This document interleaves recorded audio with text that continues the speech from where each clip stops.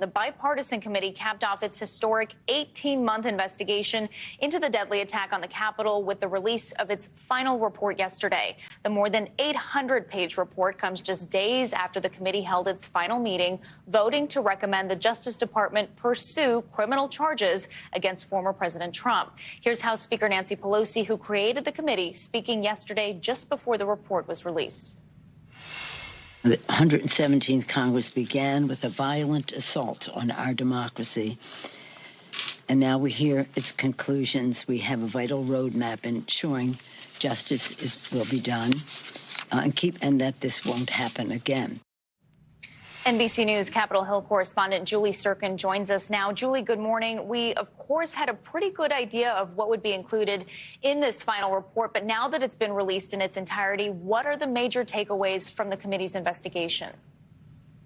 Yeah, Valerie, when I was looking at this report last night when the committee dropped it very, very late into the night, this 800-plus page report goes chapter by chapter into essentially what they did in the last 18 months. They held these hearings, public hearings over the summer and into the fall. That's essentially the guidelines that this report follows. But I think the committee does a very effective job while not necessarily presenting any new revelations in this report from what they've already discussed, but going into great detail of just how they came to their conclusions that former President Trump deserved to be criminally prosecuted for his role on January 6th. They go chapter by chapter, starting with the big lie, going through Trump's attempts to subvert state and local officials, to his fake elector plot as well, putting blame actually on someone named Kenneth Chesebro, not John Eastman, actually, for being the architect of this fake electors plot, going moment by moment and piece by piece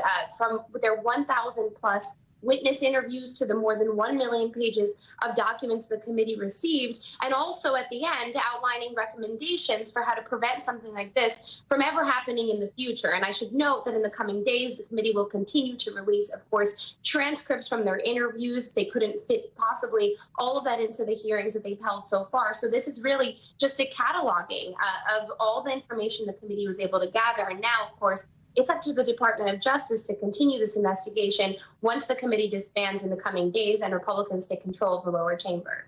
And in the report, the committee urges lawmakers to examine whether to create a, quote, formal mechanism to decide whether Trump and others identified in the report should be barred from holding future office. What could this mean for his bid for presidency in 2024?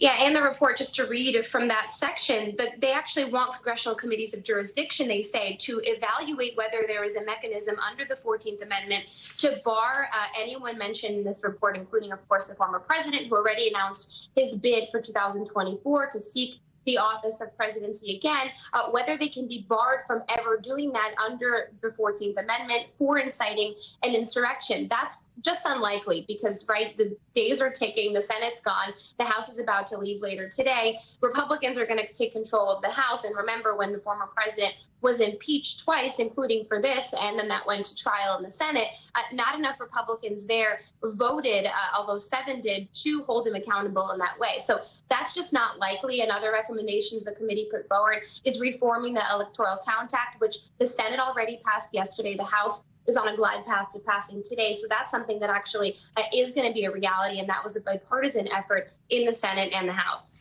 And Julie, the House is expected to pass that $1.7 trillion government spending bill today, just ahead of tonight's deadline. We know there was a lot of back and forth between both parties about what spending should be included in this bill. So what finally made the cut? Well, the one thing that I just mentioned, because we're talking about January 6th, is reforming the Electoral Count Act. That slid in through the omnibus bill that the Senate passed yesterday. It's just an easier mechanism to give cover to some Republicans who wouldn't necessarily vote for that measure alone. Separately, other things in this bill, of course, $45 billion in aid to Ukraine. That comes just a day after President Zelensky addressed Congress, the Senate finally passing that. And I just want to note, in addition to the things you see on your screen, a few amendments the Senate was able to pass yesterday, which is why it's holding up passage in the House right now.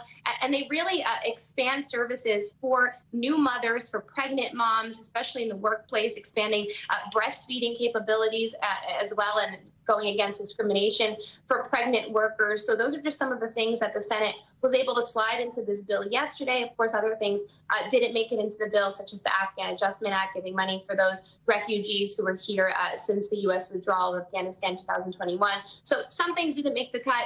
Other things did. Overall, a $1.7 trillion package to fund the government through September 30th. Okay, Julie, thanks so much. Thanks for watching our YouTube channel. Follow today's top stories and breaking news by downloading the NBC News app.